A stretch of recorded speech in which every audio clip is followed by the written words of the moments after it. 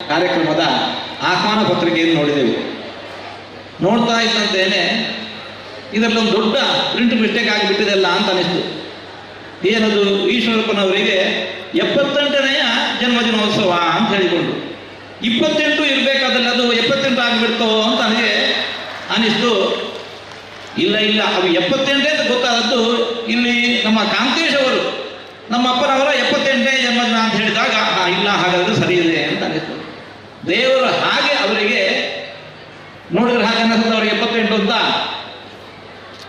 ನಮ್ಮ ಆರೋಗ್ಯ ನೋಡಿ, ಅವರ ಆರೋಗ್ಯ ನೋಡಿ, ದೇವರವರಿಗೆ ಅಂತಹ ಒಳ್ಳೆಯ ಆಯುರ್ವೇದ ಭಾಗ್ಯವನ್ನು ಕರುಣಿಸಿದ್ದಾನೆ.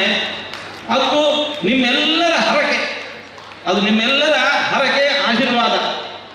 ದೇವರವರಿಗೆ ಇನ್ನು ಮುಂದೆಯೂ ಕೂಡ ಇದೋ ಪ್ರತಿಭೆಯವಾಗಿರತಕ್ಕಂತಹ ಆಯುರಾರೋಗ್ಯ ಭಾಗ್ಯ, ಸಮಾಜವನ್ನು ಮುನ್ನಡೆಸುವಂತಹ ಸಾಮರ್ಥ್ಯ, ಅವರ ಚಟುವಟಿಕೆ, ಅವರ ಲವಲವಿಕೆ, ಇದನ್ನೆಲ್ಲ ಕಂಡಾಗ ಆಶ್ಚರ್ಯ ಆಗುತ್ತೆ.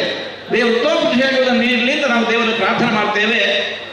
ಬ್ರಾಹ್ಮಣರೆಲ್ಲ ಈಗ ವಿಪ್ರರು ವೇದ ಮಂತ್ರದಿಂದ ಹರಸುವಾಗ ಒಂದು ಮಾತನ್ನಂದರು, ಏನಕೇನ ಪ್ರಕಾರೇಣ ಕೋಹಿನಾಂಜ ನ ಜೀವತಿ ಪರೇಶ ಉಪಕಾರ ಜೀವತಿ ಸಜೀವತಿ.